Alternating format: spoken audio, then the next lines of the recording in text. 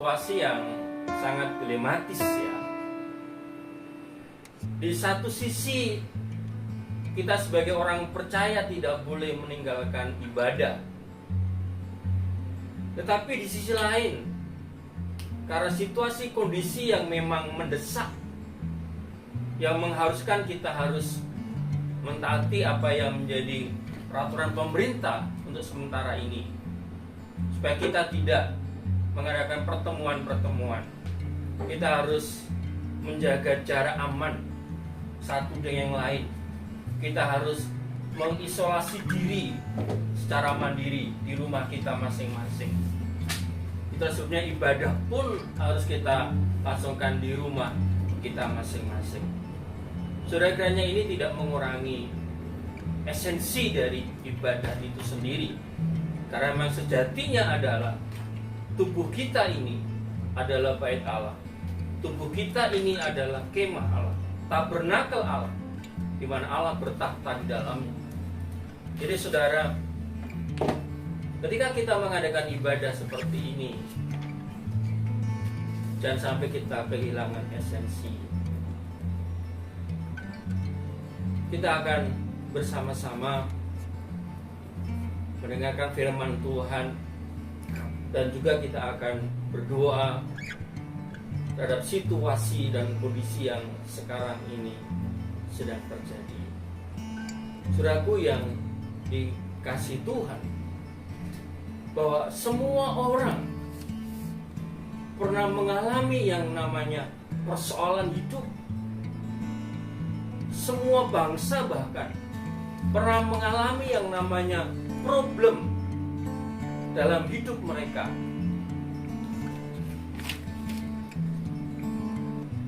Sehingga ini menjadi sesuatu yang sebetulnya normal. Mungkin yang membedakan adalah saudara, cara berpikir kita ketika menghadapi problem itu. Ketika kita berpikir benar terhadap problem itu, maka itu akan menghasilkan sikap yang benar. Saya mengatakan bahwa badai yang sedang melanda dunia, yang melanda Indonesia, melanda kita semua, yaitu pandemi COVID-19, virus corona, ini adalah fakta yang tidak bisa kita hindari, fakta yang tidak bisa kita pungkiri. Ini real, ini nyata. Kita tidak bisa lalu menutup-nutupi. Ini kebenaran, ini realita. Semua bangsa mengakui, bahkan WHO menetapkan sebagai pandemi. Tetapi saudara, kita harus berpikir secara benar bahwa kita punya Allah yang hidup, kita punya Allah yang berkuasa, kita punya Tuhan yang dahsyat. Maka kita harus memiliki keyakinan bahwa badai pasti akan berlalu. Hari ini saya akan menyampaikan firman Tuhan dengan judul Badai Pasti Berlalu. Mari kita bersama-sama membaca dalam Injil Lukas pasal yang ke-8. Injil Lukas pasal yang ke-8 ayat 22 sampai dengan ayat yang ke-25. Saudara mungkin di rumah yang tidak memiliki IG bisa bergabung dengan keluarganya, istrinya, suaminya, anaknya yang punya IG, kita bergabung bersama-sama. Tapi yang sudah tidak punya IG, nanti akan kami kirim video untuk firman Tuhan ini lewat WA Group ya. Lukas pasal yang ke-8 ayat 22 sampai 25. Mari kita baca bersama-sama saudara. 1,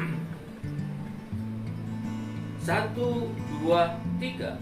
Pada suatu hari Yesus naik ke dalam perahu bersama-sama dengan murid-muridnya, dan ia berkata kepada mereka, "Marilah kita bertolak ke seberang danau." Lalu bertolaklah mereka. Dan ketika mereka sedang berlayar, Yesus tidur.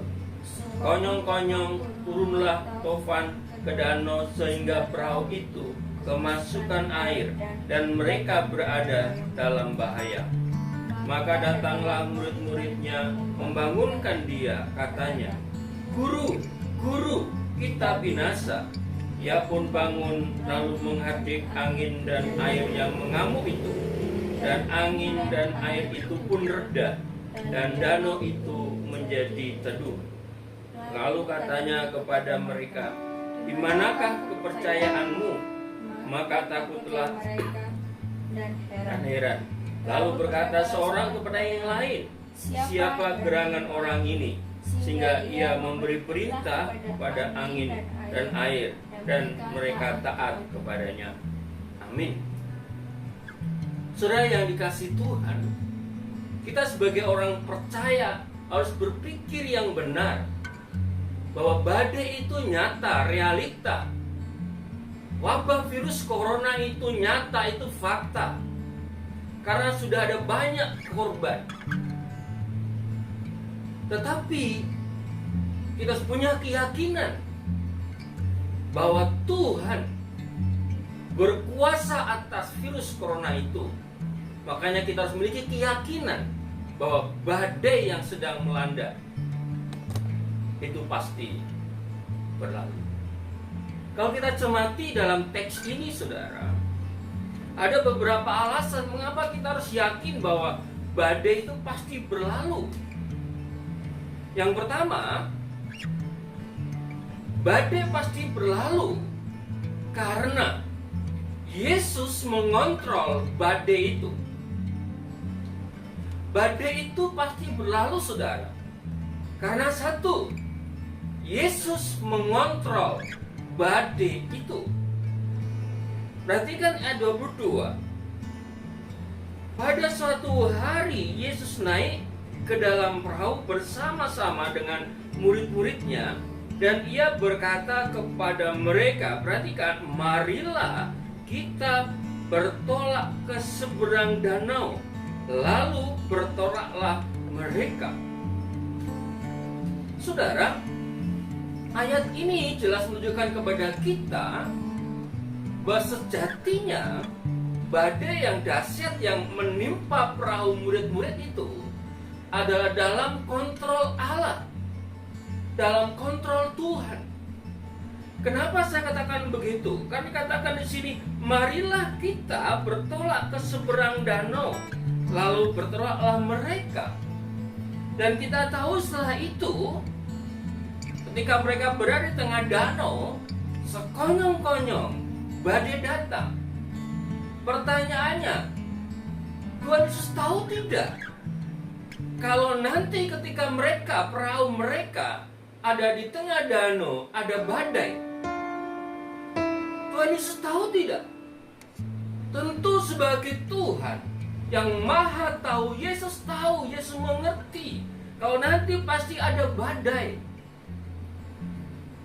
Tetapi kenapa tetap naik perahu? Karena Tuhan yang mengontrol badai itu.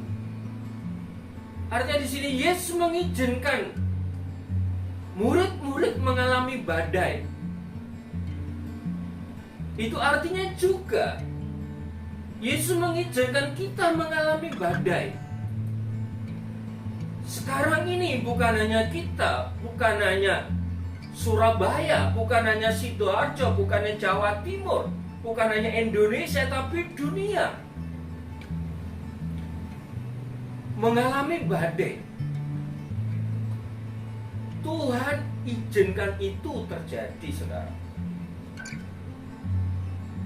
Tentu badai yang diizinkan oleh Tuhan karena itu dalam kontrol Allah, maka tidak mungkin badai itu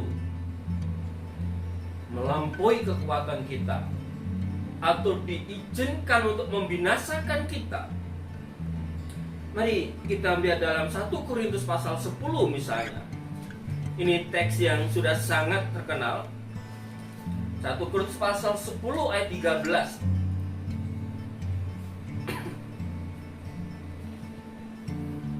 Firman Tuhan mengatakan, pencobaan-pencobaan yang kamu alami ialah pencobaan-pencobaan yang biasa, yang tidak melebihi kekuatan manusia, sebab Allah setia, dan karena itu Ia tidak membiarkan kamu dicobai. Perhatikan, Ia tidak akan membiarkan kamu dicobai melampaui kekuatanmu. Pada waktu kamu dicobai, Ia akan memberikan kepadamu jalan keluar, sehingga kamu dapat menanggungnya. Badai itu, pencobaan itu, masalah itu memang Tuhan izinkan, saudara, tapi itu dalam kontrol Tuhan. Maka dikatakan di sini, tidak akan melampaui kekuatanmu. Artinya apa? Badai itu menerpa hidup kita masih dalam batas-batas kuasaan Tuhan, dalam batas-batas kematahuan Tuhan. Sudah ingat kasusnya Ayub? Ayub juga mengalami badai persoalan hidupnya dalam waktu sehari. Itu karena Tuhan yang izinkan. Tetapi sembari Tuhan izinkan, Tuhan juga mengontrol badai itu. Kalau Tuhan tidak izinkan, maka harta benda Ayub tidak mungkin habis. Jika Tuhan tidak izinkan, tidak mungkin anak-anak Ayub mati. Jika Tuhan tidak izinkan, tidak mungkin Ayub kena sakit sekujur tubuhnya.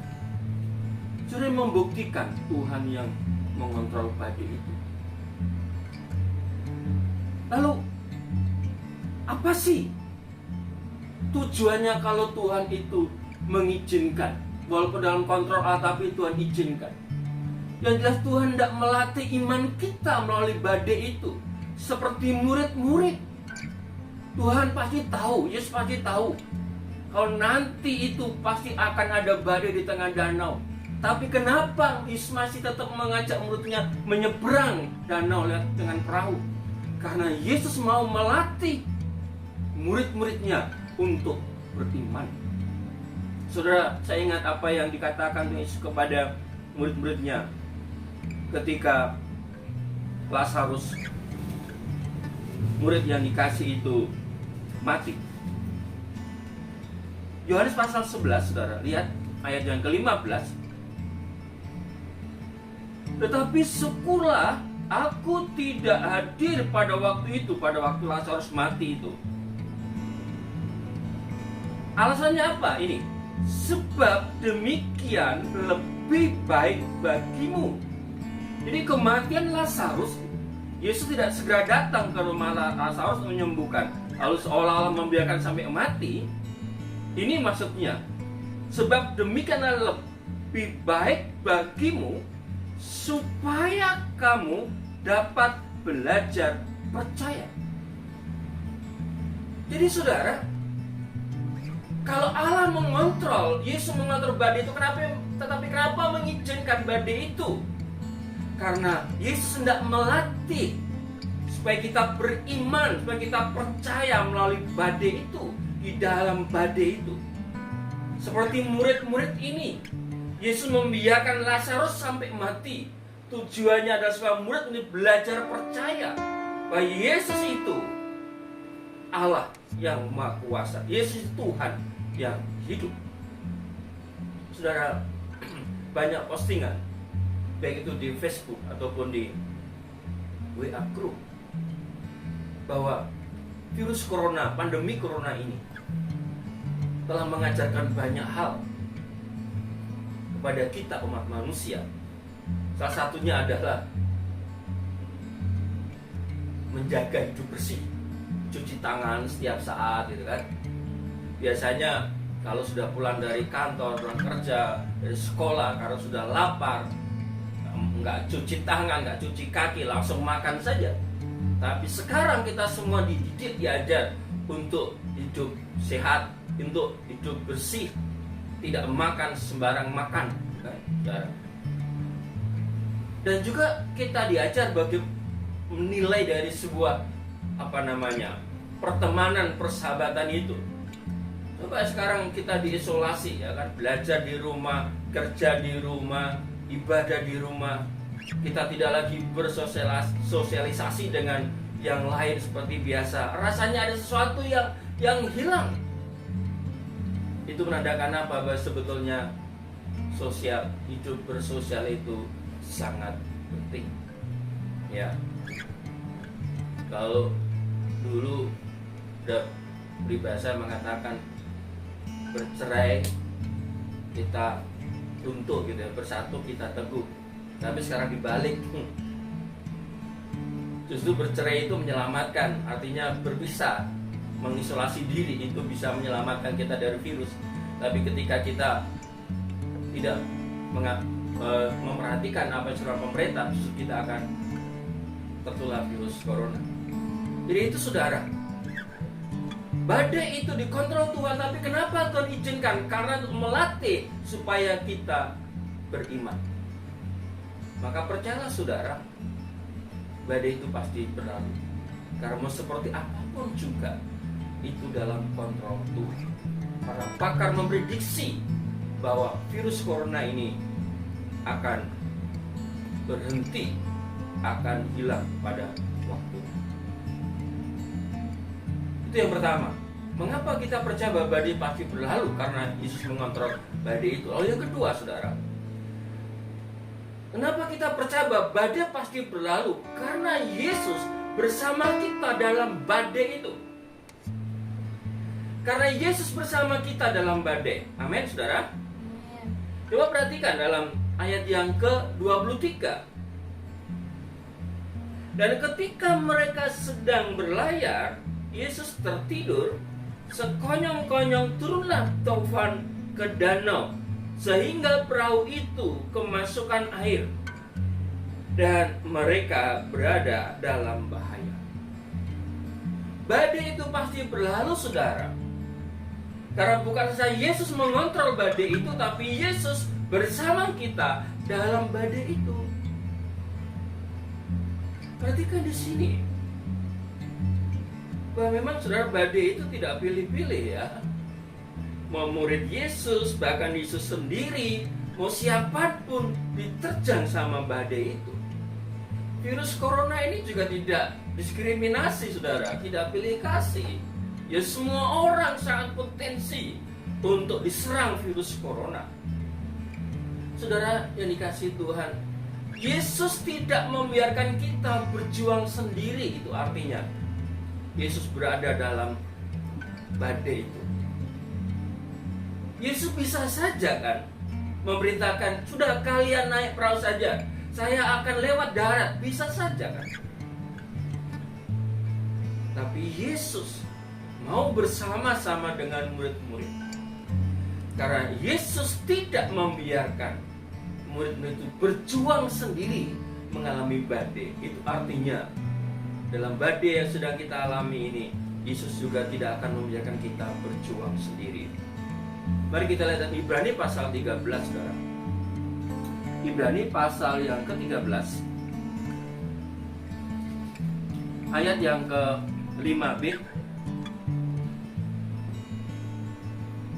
Garis bawahi ayat ini.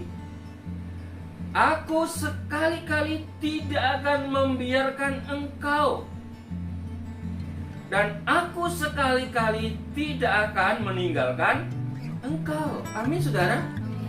Yesus bersama kita dalam badai itu. Dia tidak akan sekali-kali meninggalkan kita, tidak akan membiarkan kita. Memang kalimat di atasnya itu bicara tentang kemungkinan saudara bisa mengalami badai keuangan, badai ekonomi. Maka Tuhan bilang, janganlah kamu menjadi hamba uang dan cukupkanlah dirimu, karena Allah telah berfirman, aku sekali-kali tidak akan membiarkan engkau, dan aku sekali-kali tidak akan meninggalkan engkau. Dan Dia yang berfirman ini, yang berjanji tidak akan membiarkan kita berjuang sendiri, itu adalah Tuhan yang tidak berubah. Perhatikan ayat 8. Yesus Kristus tetap sama, baik kemarin maupun hari ini, dan sampai selama-lamanya. Dia tidak pernah berubah. Lalu untuk tidak menyertai kita, untuk tidak berjuang bersama-sama dengan kita. Saudara, ini akan memberikan sebuah spirit, ini akan memberikan sebuah dorongan. Badai itu memang nyata, virus corona itu memang nyata. Bagi kita semua sekarang mengalami banyak kesulitan, tetapi kita tidak sendiri. Yesus berjuang bersama-sama dengan kita untuk mengalahkan badai, untuk menghadapi badai ini, saudara. Yesus bersama-sama kita dalam badai, artinya Yesus selalu menopang kita dalam badai itu. Tidak apa memberikan kekuatan, memberikan support, memberikan dukungan agar kita sanggup melewati badai ini. Perhatikan Ibrani pasal 1 ayat yang ketiga. Ia adalah cahaya kemuliaan Allah dan gambar wujud Allah, dan menopang segala yang ada dengan firman-Nya yang penuh kekuasaan. Perhatikan, Yesus yang adalah Allah ini menopang kita dalam badai, dalam apapun, dalam kehidupan kita sehari-hari. Dia selalu menopang. Itu makna Yesus bersama kita dalam badai. Dia memberikan kekuatan dengan firman-Nya yang penuh dengan kuasa. Itulah sudah kenapa mesti kita harus belajar firman Allah. Kenapa kita harus membaca firman Allah. Kenapa kita harus merenungkan firman Allah. Karena dengan firman Allah yang ini kita, firman Allah yang berkuasa untuk menopang kita, mendukung kita dalam badai itu. Karena itu saudara, jangan putus asa dan jangan menyerah. Engkau tidak berjuang sendirian. Ada Yesus yang ada bersamamu. Dalam Mazmur pasal 121 yang saya bagikan minggu yang lalu itu, saudara, dikatakan ayat yang kelima, Tuhanlah penjagamu, Tuhanlah naunganmu. Mazmur 121 ayat 5. Di sebelah tangan kananmu. Artinya dia bersama-sama dengan kita. Mazmur mengatakan kalau Tuhan ada di pihak kita, siapa yang dapat lawan kita? Saudara, mungkin seringkali ini menjadi pertanyaan kita, kalau Tuhan bersama kita, kenapa badai melanda kita? Lalu di mana Tuhan? Ingat tadi poin 1. Tuhan melatih kita, mengajar kita melalui badai itu untuk kita belajar beriman, untuk kita belajar percaya. Dan tentu ketika kita lepas dari badai itu, kita akan banyak menikmati, kita akan merasakan betapa kebaikan Tuhan demi kebaikan Tuhan luar biasa. Saudara, ada seorang ibu bersama anaknya yang naik mobil. Ibu ini duduk di sebelah kiri dan anaknya di kanan menyetir mobil itu. Dalam perjalanan tiba-tiba angin badai begitu hebat, begitu dahsyat menerpa. Banyak orang kemudian menepi. Lalu anak ini bertanya kepada ibunya, Bu, apakah kita tidak menepi, tidak berhenti? Tidak, nak, jalan terus. Badai itu makin keras, hujan itu makin lebat, angin makin kencang. Orang-orang semua menepi. Lalu anaknya bertanya lagi, Bu, apa kita tidak berhenti sebaiknya menepi dulu? Lalu ibu itu mengatakan, tidak, anak, jalan terus. Jalan terus. Ibu, kenapa? Nanti kamu akan tahu jawabnya, anak. Lalu anak itu dengan susah payah menyetir mobilnya, lambat tapi terus berjalan. Sampai pada akhirnya sampai di ujung jalan.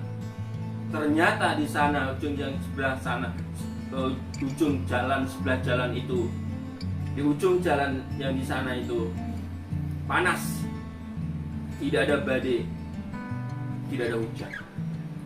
Lalu ibu itu berkata kepada anaknya, nak, kamu tahu maksudnya kenapa tadi kita jalan terus? Dan kamu lihat ke belakang, hujan badai masih terus terjadi. Iya, Bu, kalau kita berhenti, maka kita akan terus ada dalam badai itu. Saudara, jalan terus. Jangan patah semangat, terus maju. Karena pasti di ujung jalan sana tidak ada badai. Karena Tuhan bersama dengan kita. Yesus bersama kita dalam badai. Itulah sebabnya kenapa kita percaya badai pasti berlalu. Badai pasti berlalu karena Yesus mengontrol badai itu. Yang kedua, karena Yesus bersama kita dalam badai. Dalam persoalan ekonomi saudara, dalam persoalan pekerjaan saudara, dalam persoalan rumah tangga saudara, Yesus ada bersama dengan saudara.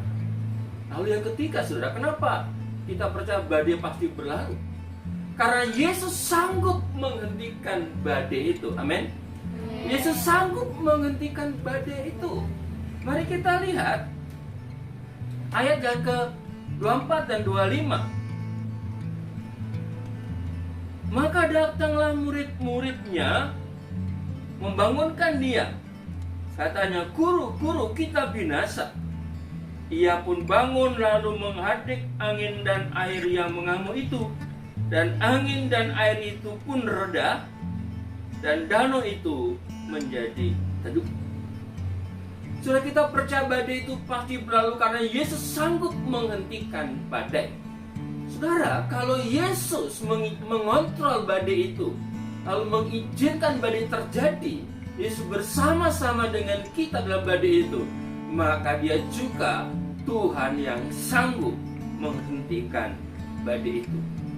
Kalau Dia mengizinkan badai terjadi, kalau Dia bersama-sama dengan kita dalam badai, tetapi kalau Tuhan Yesus tidak berbuat apa-apa dalam badai itu, yaitu bukan Tuhan, yaitu bukan sahabat yang baik, yaitu pribadi yang tidak perlu dipercaya. Tapi Yesus bukan begitu. Yesus sanggup menghentikan badai itu. Yesus lebih hebat dari badai itu. Saudara, dikatakan sekonyong-konyong, memang dikatakan saudara bahwa Danau Galilea itu danau yang cekung gitu. Umumnya kan di atas permukaan laut ya, tapi itu di bawah permukaan laut. Karena kirinya itu bukit gitu. Dan memang para nelayan itu sering mengalami badai. Tiba-tiba datang badai itu menerpa. Dan dikatakan badai bukan badai sembarangan, karena dikatakan di sini badai itu mengamuk. Badai itu mengamuk. Badai itu hebat, badai itu dahsyat. Bahkan perahu badai itu hampir tenggelam. Saudara, tetapi ketika murid-murid berserah diri, ketika murid-murid datang kepada Tuhan, dan Yesus kemudian berdiri dan menghadik angin dan badai itu, dikatakan Ia pun bangun lalu menghadik angin dan air yang mengamuk itu, dan angin dan air itu pun reda, dan danau itu menjadi teduh. Badai Danau Galilea memang hebat, dahsyat. Tapi Yesus yang bersama-sama dengan murid-murid itu lebih hebat, lebih dahsyat. Badai virus corona ini memang hebat, memang dahsyat. Tetapi Yesus yang bersama-sama dengan kita adalah Yesus yang lebih hebat dari badai itu. Dia bisa menghentikan badai itu. Saudara, virus ini bukan datang dari Tuhan. Tuhan itu baik. Maka tidak mungkin dari pribadi yang baik itu muncul menghasilkan sesuatu yang tidak baik. Tetapi virus ini diizinkan Tuhan. Jelas Tuhan hendak menyatakan kuasanya kepada dunia, kepada kita semua, bahwa Yesus bisa mengatasi badai. Dan terbukti badai ini berhenti sekali. Biasanya banyak nelayan yang jadi korban karena mereka terombang-ambing dengan badai itu. Mereka tidak sanggup. Pasti sebelum murid-murid datang minta tolong kepada Yesus, mereka kan semua adalah mantan nelayan, punya pengalaman bagaimana menghadapi badai itu. Tapi mereka kewalahan. Mereka angkat tangan, Tuhan, kita mau binasa, tolonglah. Saudara, ini ya langkah yang sangat bijaksana yang harus kita ikuti. Kita telah dari murid, datang kepada Tuhan. Tuhan, tolong angkat tanganmu, maka Tuhan akan turun tangan untuk mengatasi badai itu. Tuhan tahu saudara, badai melanda kita. Tuhan mengerti saudara, dia bersama kita, dia maha tahu, dia maha hadir. Tetapi adakah kerendahan hati dari kita untuk kita menganggap bahwa kita ini lemah, saya ini lemah Tuhan, saya tidak sanggup, saya tidak mampu Tuhan, tolonglah Tuhan, kami tidak binasa. Tuhan menunggu saudara. Tuhan menunggu teriakan saudara. Tuhan menunggu seruan saudara untuk minta tolong. Yesus sanggup menghentikan badai, namun Yesus juga menuntut iman. Perhatikan ayat 25 itu, lalu katanya kepada mereka, di manakah kepercayaanmu? Jadi murid-murid ini betul-betul mengalami sekolah iman, saudara, mengikuti sekolah iman. Karena mereka tidak percaya, mereka tidak memiliki iman. Yesus tidak pernah kewalahan dalam menolong kita. Hanya masanya mau tidak kita dengan rendah hati menaruh iman kepada Dia, menaruh percaya kepada Dia. Tuhan, saya tidak sanggup. Tuhan, saya tidak mampu. Ulurkan tangan-Mu Tuhan. Tolonglah Tuhan. Bahtera hidup kami hampir tenggelam. Bahtera rumah tangga kami, bahtera pekerjaan kami, ekonomi kami hampir tenggelam. Tuhan, tolong. Saudara, takut, khawatir, cemas itu manusiawi. Tapi jangan sampai ketakutan saudara, kecemasan saudara, ketakutan saudara, kekhawatiran saudara karena virus corona ini melebihi dari iman saudara. Percayalah, badai pasti akan berlalu. Saudara, seluruh dunia memang sedang cemas dengan badai COVID-19. Tetapi percayalah, Tuhan Yesus sanggup mengalahkan badai itu. Mungkin di tengah-tengah badai COVID-19 ini, saudara masing-masing juga punya badai, punya persoalan. Apakah itu dari ekonomi, apakah keluarga, apakah pekerjaan, apakah pendidikan masa depan. Percayalah bahwa Yesusmu sanggup menolong saudara.